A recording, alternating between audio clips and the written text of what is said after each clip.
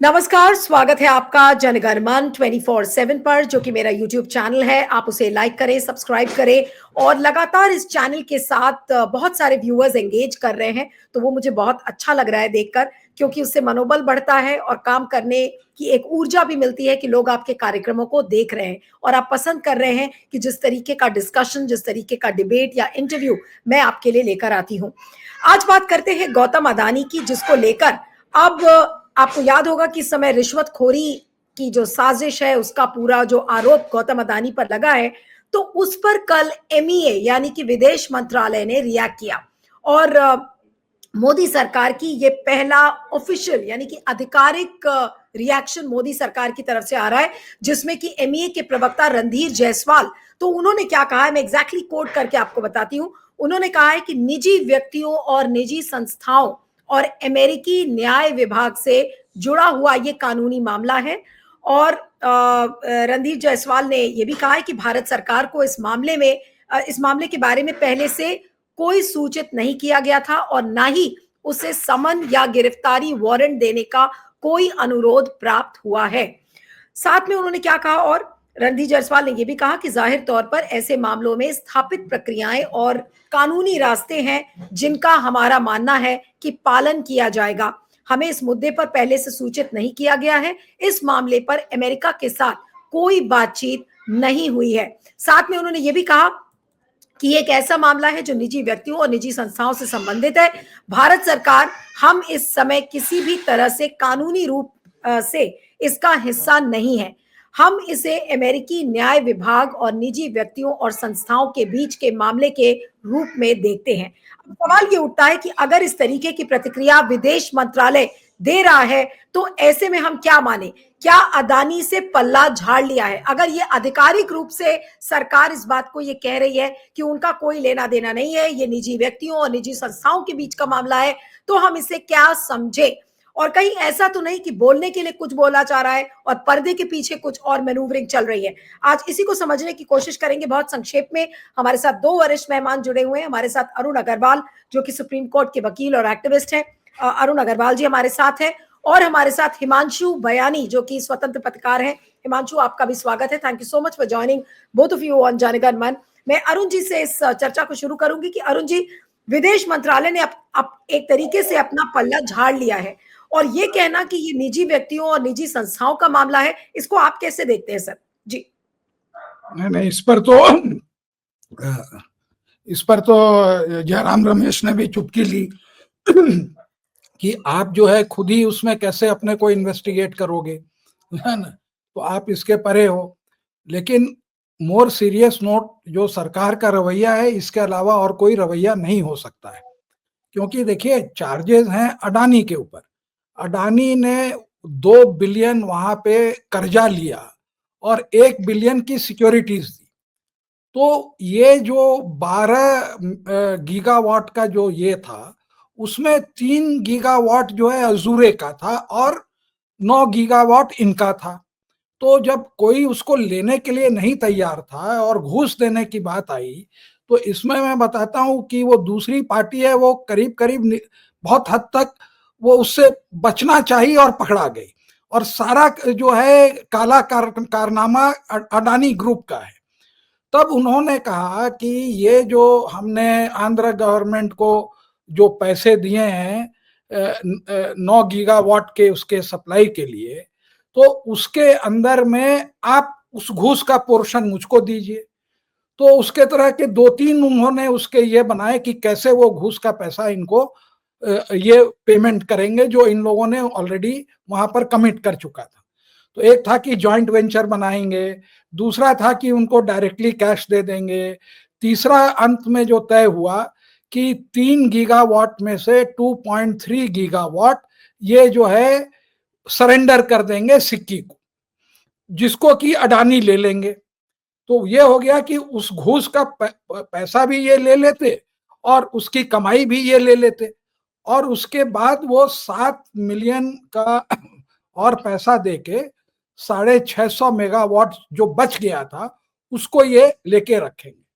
उनको भनक लग गई कि ये गड़बड़ करेंगे तो हम जो है जेल जाएंगे, तो उसके ज्यादा करके लोगों ने रिजाइन कर दिया। और उसमें बाद में उस कंपनी ने वो 650 मेगावाट भी सरेंडर कर दिया।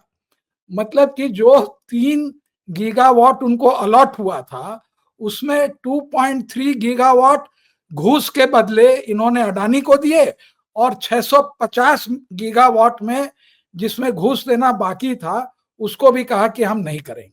तो वो बेचारे, तो उनको कुछ पैसा, वो मतलब ना इधर के रहे ना उधर के रहे, बीच में ये फंस गए, अडानी ने उनको फंसा दिया। अब ये सारे प्रमाण जो थे, जो घूस का निगोशिएशन हुआ, और 2.3 गीगावाट जो ट्रांसफर हुए इन कंसिडरेशन ऑफ द घूस, वो मामला जो है पकड़ा के उसके लेकिन अंदर में अरुण जी, अडानी फंस गया। आप जो बात ये कह रहे हैं, दो जो दो दो दो एक मिनट और, एक मिनट खाली लूंगा। हाँ, तो अब ये जो सिक्की है जिसके थ्रू ये हुआ, तो सरकार और सिक्की का कहना है कि हमें क्या मतलब, हम तो खाली अप्रूवल दे रहे थे। लेकिन भाई, तुमने जो टेंडर निकाला 12 गीगावाट का, 2 रुपए 91 पैसे का, तो वो तो इसीलिए निकाला ना कि इनको अप्लाइज करने को और कोई बिड नहीं कर सके, तो वहां पर वो फंसे हुए हैं। लेकिन वो लॉजिकली लीगली ये कह सकते हैं फॉर अ मोमेंट कि भाई सिक्की ने कुछ नहीं किया, खाली जैसा उन्होंने कहा वो अप्रूवल देते गए, तो हमने अप्रूवल का पैसा नहीं लिया, ये वो लीगली कह सकते हैं। पैसा जो है ये गया चंद्रबाबू, सॉरी, जगन रेड्डी के सरकार को। जी बोलिए। मैं ये कह रही थी कि अगर सरकार की तरफ से ये कहा जा रहा है कि भाई ये निजी व्यक्तियों और निजी संस्थाओं का मामला है और हमें इसके बारे में कोई जानकारी नहीं थी, वारंट इशू हो गया, वारंट के बारे में भी हमें नहीं पता, तो क्या ये सरासर सरकार झूठ नहीं बोल रही है कि अपनी नहीं, झूठ लीपापोती करने के लिए? नहीं नहीं, झूठ नहीं बोल रही है, इसलिए कि एफबीआई को वहां पे और सिक्योरिटीज एक्सचेंज को मालूम है कि इस सरकार को या माधवी बुच को कुछ भी बताना मतलब कि डायरेक्टली अडानी को बताना। ये this government can not keep any secret from Adani. मैं इसलिए इस बात को मानने को तैयार हूं, उस बात को समझती है, इसलिए जो ये हल्ला कर रहे हैं, टाइमिंग वो इनके इतने फेवर में है कि ये कोई कोइंसिडेंट नहीं है कि महाराष्ट्र का इलेक्शन जो है खत्म होने के ठीक नेक्स्ट मॉर्निंग ये इस बात को बताते हैं। पहले बता दिया होता तो वहां पर वो इलेक्शन भी हार जाते शायद, कि लोग कहते हैं ये तो देखो घूसखोर अडानी को बचाने के लिए वो बिल्कुल। वहां पर घूस दिया, तो यहाँ भी घूस दिया होगा। तो दे हैव वो बहुत प्रॉपर वे में किए हैं, and they can never trust. आप सोच सकते हैं कि कोई भी आदमी अदानी का सीक्रेट माधवी भुज को बताएगा? अरे उनको मालूम है कि ये दोनों उनके जेब में है, एक जेब में ये है और एक जेब में माधवी भुज है। आप बिल्कुल बिल्कुल। ये तो आप निश्चिंत रहिए कि उन्होंने नहीं बताया। हाँ, जो सही लेकिन उनके तरफ से वो भी बोलना पड़ेगा। हाँ, नहीं, नहीं, ठीक है। और हिमांशु, आप इस डेवलपमेंट को कैसे देखते हैं? एमईए के प्रवक्ता रणधीर जायसवाल का इस बात को कहना है, एक तरीके से पल्ला झाड़ लेना कि भाई हमें तो कुछ पता ही नहीं था। They are trying to look very innocent कि we didn't know anything. Maybe there is a merit in what Arun ji is also saying कि भाई हो सकता है कि एफबीआई को ये पता हो कि भाई हम बता देंगे तो सारा बात एक्सपोज हो जाएगी। लेकिन पॉइंट ये है कि अब भारत की सरकार कैसे रिएक्ट करेगी? ठीक है, they are getting ready with a battery of lawyers, but diplomatically इसका फॉल आउट इंडिया और अमेरिका पे क्या पड़ सकता है? क्योंकि अदानी जी मोदी जी के प्रिय हैं। अगर अदानी को इंडाइट करना था और इसकी जानकारी मोदी सरकार को नहीं दी गई, तो अब क्या ये एक डिप्लोमैटिक क्राइसिस नहीं बन सकता है अब इंडिया और अमेरिका के बीच में अदानी की वजह से? नमस्कार आपके दर्शकों को, अरुण जी को, आपको और जो भी ये शो देख रहे हैं। देखिए, अग्रवाल साहब ने सही तरीके से समझाया कि एक डिप्लोमैटिक रिस्पॉन्स था कि हमको पता नहीं था। और ऑफिशियली अगर आप देखने जाए तो गवर्नमेंट ऑफ इंडिया को अभी ये क्या हुआ है कि 21 दिन में अदानी ग्रुप को रिस्पॉन्स देना है, जवाब देना है इस मामले में। और इंडाइटमेंट का जो रूल है, जो कल हमने परसों बात की थी, वो टिकर वाला 60 डेज, अभी तो 59 डेज आज से, तो 70 डेज में ट्रायल चलना है। इनके जवाब के बाद ट्रायल कैसे चलेगा, क्या होगा, आई थिंक अग्रवाल साहब भी इसके ऊपर फोकस डाल पाएंगे कि जब ये ट्रायल शुरू होगा तब मुझे लगता है कि मिनिस्ट्री ऑफ एक्सटर्नल इंफॉर्मेशन को, मिनिस्ट्री ऑफ एक्सटर्नल अफेयर्स को ये इत्तला की जाएगी कि भाई इनकी अभी जरूरत है यहाँ पे कोर्ट में, तो इसका एक्स्ट्राडिएट करने का जो प्रोसेस है उसके लिए मुझे लगता है तब ये जाके मिनिस्ट्री ऑफ एक्सटर्नल अफेयर्स के पास आएगा। लेकिन इसकी जो टाइमिंग है लगातार हम इस मुद्दे पे चर्चा कर रहे हैं, अग्रवाल साहब ने भी कहा, मैं भी कह रहा हूं कि 20 तारीख को ये डिक्लेयर हुआ, ये 31 तारीख को ये एनवेलप अनसील हुआ था उस कोर्ट में, और उसके मुताबिक उसका जो लॉ है उसमें 30 दिन में ये होना था। अगर ये 15 नवंबर को हो जाता, 15 नवंबर को, तो आप सोचिए क्या इंपैक्ट होती महाराष्ट्र के इलेक्शंस को लेके सब चीजों को। लेकिन ये हुआ है 20 तारीख को। और अग्रवाल साहब ने जो बात रखी यहाँ पे कि किस तरीके से घूस के बदले में स्टेक लेने की बात थी, तो इकोनॉमिक टाइम्स की एक रिपोर्ट है जिसमें ये जो को कॉन्स्पिरेटर 1, को कॉन्स्पिरेटर 2 और उसके बारे में इत्तला की गई है, उसके बारे में इंफॉर्मेशन दी गई और कहा है कि from the description it sounds that is some mister Rosling, जो कि जॉन मेजर के एडवाइजर रह चुके हैं, वहां की डैन डाउनिंग स्ट्रीट की पॉलिसी पे इंपैक्ट करते हैं। इंटरेस्टिंगली इस पूरे रिपोर्ट में कहीं पे रोजलिंग को या जो दूसरे जो नाम आए गुप्ता एंड मुरलीधरन, इनको कांटेक्ट करके उनके कोई कोट लेने की कोशिश नहीं की गई। तो मुझे बिल्कुल लग रहा है जिस तरीके से नाम बाहर आए, क्योंकि ये नाम, आई मीन अग्रवाल साहब मुझे करेक्ट कर पाएंगे अगर मैं कहीं गलत हूं, तो ये नाम जूरी को ही पता होता, वो फुटनोट में होता है जूरी के, और जूरी को ही ये नाम पता होता है। ये नाम शिवाजी टर्मिनस के सामने बैठी एक ऑफिस में कोई पत्रकार यूएस की कोर्ट से लेके आएगा, इसमें मुझे कोई तवज्जो नहीं दिख रहा है, इसमें मुझे कोई मतलब इसका अर्थ नहीं दिख रहा है। ये 100% किसी कॉर्पोरेट ने ही प्लांट करवाया। जैसे फंड फ्रीज के टाइम पे एक खबर आई थी जिसमें 70,000 करोड़ का जो नुकसान हुआ था अदानी ग्रुप को पहले ही दिन में, ये खबर 2 ग्रुप्स ने चलाई थी, इकोनॉमिक टाइम्स ने चलाई थी और सीएनबीसी टीवी 18 ने चलाई थी। इस बार ये खबर सिर्फ इकोनॉमिक टाइम्स ने चलाई, और इसमें जो नाम निकले मुरलीधरन और गुप्ता के, वो बेसिकली एक जमाने में श्लमबर्गर के एग्जीक्यूटिव थे। श्लमबर्गर जो है, अगेन आई मीन अग्रवाल साहब करेक्ट कर पाएंगे मुझे अगर इसमें मैं गलत हूं, तो Schlumberger is a company which is into areas of oil and gas, in areas of kind of EPC, engineering, procurement, construction वगैरह, एंड उनका एक टेक्नोलॉजी आर्म भी, तो वो टेक आर्म के जरिए सब अभी वर्ल्ड में सब करते हैं, वर्ल्ड की सभी ऑयल एंड गैस कंपनीज का ये पूरा का पूरा संभालते हैं। तो इनका कनेक्ट ये निकला है। बाद में ये हजूर बाद में मतलब इंडिया बुल्स में गए थे, तो इनका क्या होता है, ऐसे लोग हमको नहीं मिलते, ऐसे लोग ऐसी सर्किट में होते हैं। श्लमबर्गर एक मल्टीनेशनल कंपनी है, कहीं किसी ने बोला होगा कि क्या यहाँ पे सड़ रहे हो, यहाँ चले जाओ, तो वहां पे डाला होगा किसी एचआर फर्म के जरिए या कुछ भी। बाद में वो लोग जो वहां पे काम कर रहे होते हैं, यहाँ पे इनका 2 करोड़ का पैकेज है, वहां पे 6 करोड़ का पैकेज, काम वो वहां पर करते हैं, पगार वहां की लेते हैं, लेकिन इंफॉर्मेशन ऐसे कॉर्पोरेट्स को देते हैं जो इनको कंपटीशन मान। और यहाँ पे सबसे बड़ी चीज हमको ये समझनी पड़ेगी, ये जो मामला जिस तरीके से सामने आया है, उसमें कौन सा कॉर्पोरेट है जो इंफ्रास्ट्रक्चर की रेस हार चुका है, मतलब वो रेस में आगे नहीं आया है। कौन सा ऐसा कॉर्पोरेट है जो इंफॉर्मेशन और टेक्नोलॉजी की रेस में भी मतलब रो चुका था, जब अजीम प्रेम जी और नारायण मूर्ति आगे निकल गए, तो बाद में टेलीकॉम कंपनी शुरू की, उसका मतलब बेड़ा पार ही नहीं हुआ उसमें। और ये जो बात अभी आ रही है, जिस तरीके से पूरी की पूरी प्रोसेस आई, इसमें देखिए सिलेक्टिवली कुछ गवर्नमेंट्स के, कुछ स्टेट्स के नाम आए। चंद्राबाबू नायडू जिस तरीके से थोड़ा बीच में उछलने की कोशिश कर रहे थे, तो उनके स्टेट का नाम आ गया। अभी चंद्राबाबू नायडू कंट्रोल में आ जाएंगे, क्योंकि आपने क्यों ये तहकीकात नहीं की, जगन का मतलब अगर ये हुआ था या जो भी था, तो ये सब कंट्रोल करने का गेम कहीं ना कहीं मुझे लग रहा है। और इसमें कैसे पैन आउट होता है, क्योंकि एक मेरे पास जो इंफॉर्मेशन आ रही है, जिस तरीके से मैं ये सब देख रहा हूं, उसमें 2 चीजें क्लियर है। इन्होंने मार्केट और मीडिया दोनों को तो मैनेज कर लिया है, अब ये लीगली कैसे मैनेज होता है यही देखना है। एक पॉसिबिलिटी ये भी देखी जा रही है, अगर आई मीन अग्रवाल साहब इसमें would be the authority to talk on this.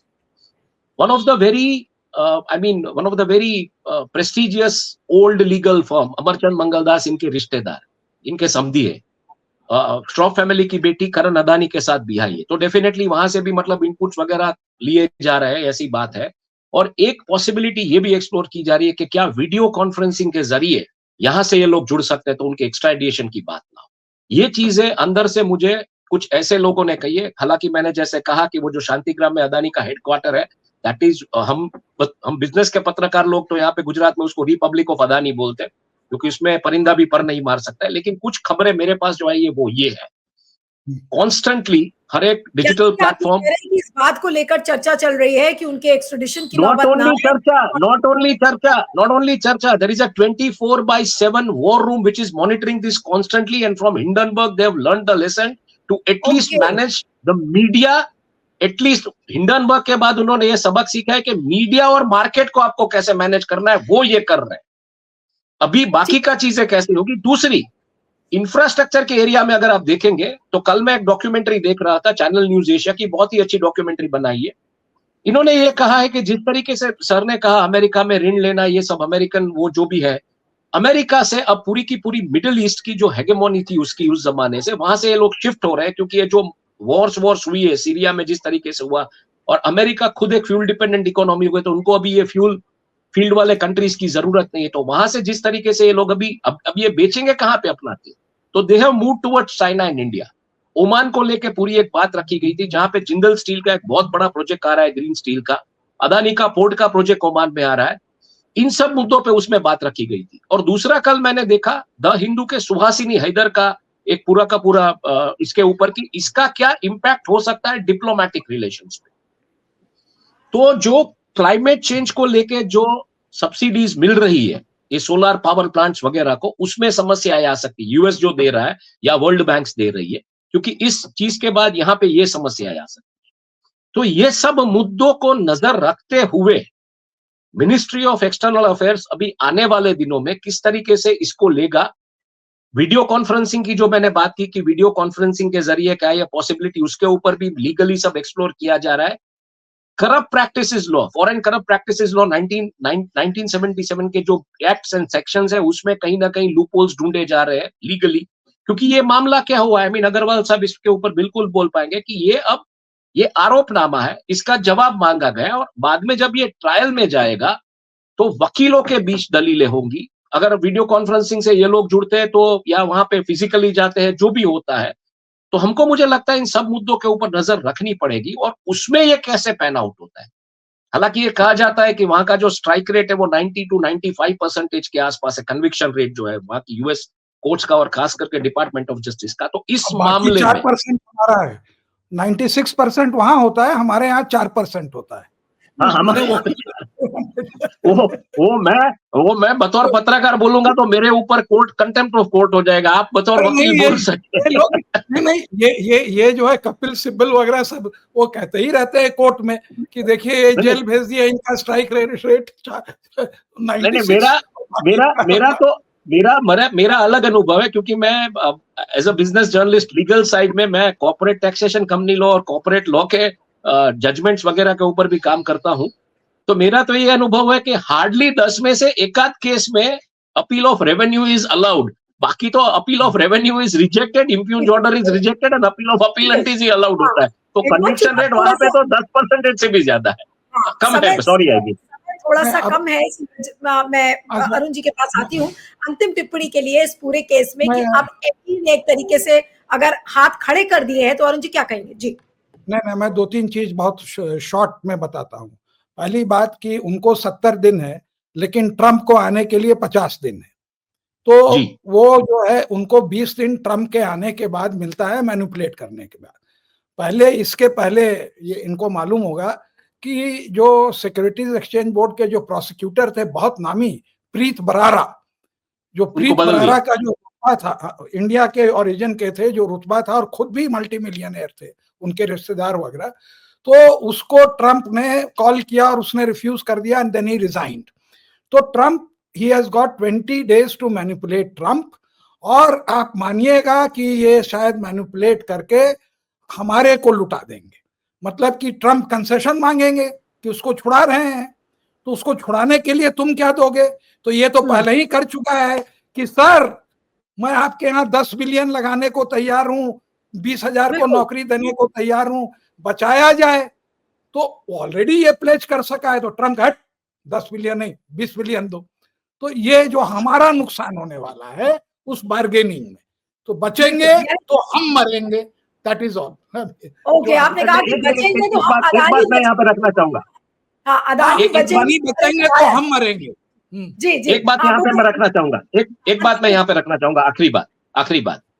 देखिए सर, एक चीज और भी है कि जिस तरीके से ब्लूमबर्ग पॉडकास्ट में ट्रांजिशन टीम ऑफ ट्रंप ने मना कर दिया अपना कमेंट देने से, तो ट्रंप को भी ये पता है कि ये पछड़े में अगर हाथ डाला मैंने, और वहां का मीडिया वेट करके बैठ रहा है। मैंने कुछ जर्नलिस्ट से भी बात की, उन्होंने कहा कि ट्रंप ने जिस तरीके से मीडिया को ट्रीट किया, तो मीडिया बैठा है कि कहीं पे इनके फिंगरप्रिंट मिले या कहीं पे इनके ऐसे कदम मिले तो उसको कदम कदम पे परेशानी हो जाएगी। अगर ट्रंप ने इसमें हाथ डाला या कुछ उल्टा सीधा किया तो समझ लीजिए ये मामला बहुत ही जोरदार तूर पकड़ेगा, ना ही इंडिया में, अमेरिका में भी। दूसरी बात, क्वाड की मीटिंग हो रही है तब ट्रंप भारत आ रहे हैं, तो ये इस मुद्दे को लेके किस दिशा में ये होने वाला है, ट्रंप के आते ही क्वाड की मीटिंग होने वाली है और वहां भारत आने वाला है, तो इस मुद्दे को लेके किस दिशा में जाएगा ये देखना पड़ेगा। लेकिन एक बात तय है कि अदानी की जो फंड बोरोइंग थी डॉलर वैल्यू में, उसके ऊपर जैक लग चुका है, उनके प्रोजेक्ट्स के फ्यूचर के ऊपर जैक लग चुका है। कुछ प्रोजेक्ट्स उनको हाई वॉफ भी शायद करने पड़ते हैं या स्लो भी जाना पड़ता है, जैसे सीमेंट वगैरह में उनका जो डेट है पूरा का पूरा 2.6 से 2.8 ट्रिलियन का डेट है और सामने 30-35 हजार करोड़ का मुनाफा है, तो डेट 10 गुनी है। इसमें धारावी का प्रोजेक्ट वो डिले होगा 100%। और अगर धारावी का प्रोजेक्ट डिले होता है तो कंपनी का फ्यूचर, मतलब जो कंपनी आगे रेस में आना चाहती है, क्योंकि एक रियल एस्टेट पीस मिलता है जब मुंबई में, और अगर आप रियल एस्टेट आर्म लॉन्च करोगे या लिस्ट करोगे तो वो एक अलग चीज हो जाने वाली थी। यहां पे जैक लग चुका है और उनकी मोबिलिटी पे जैक लग चुका है। तो I think wait and watch. Trump भी इतनी आसानी से इस पचड़े में हाथ नहीं डालेंगे, जैसे मिनिस्ट्री ऑफ एक्सटर्नल अफेयर्स ने बोल दिया कि हमको पता नहीं है। ट्रंप ने भी, मतलब ये ब्लूमबर्ग के पॉडकास्ट में पीएमओ का भी अप्रोच किया गया था, पीएमओ ने जवाब देने से मना कर दिया और व्हाइट हाउस ने जवाब दिया है कि ये डीओजे और एसईसी का इंडिविजुअल इंडिपेंडेंट ऑटोनोमस बॉडीज है, उसका मामला है। व्हाइट हाउस का ये कहना है कि इंडिया और यूएस रिलेशनशिप में इसमें असर नहीं हो सकता है, it is build on strong foundations. तो क्लियरली सबने फिलहाल अपने आप को दरकिनार करके रखा है और इस पचड़े में अगर कोई हाथ डालता है तो व्हाइट हाउस में बैठने से पहले बहुत समस्याएं हो जाएगी। तो वेट एंड वॉच कीजिए। बिल्कुल बिल्कुल, मुझे नहीं लगता इतनी आसानी से ये सॉल्व होने वाला है, लेकिन इंटरेस्टिंग रहेगा देखने के लिए कि क्या हो रहा है इसमें। चलिए, तो सब नजर बनाकर रखेंगे। और जैसा आपने कहा कि टाइम क्लॉक इज टिकिंग, आज से 59 डेज बचे हुए हैं और ट्रंप के आने के बाद अदानी के पास 20 दिन रहेंगे, तो क्या वो ट्रंप को कर पाएंगे? वो टिकर हाँ बिल्कुल बिल्कुल बिल्कुल। 30 साल 9 महीना 8 दिन और ये 16 घंटा चालू है। चलिए आप दोनों का बहुत बहुत शुक्रिया। Arun ji, Himanshu, thank you so much for joining on Jangan Man. Thank you.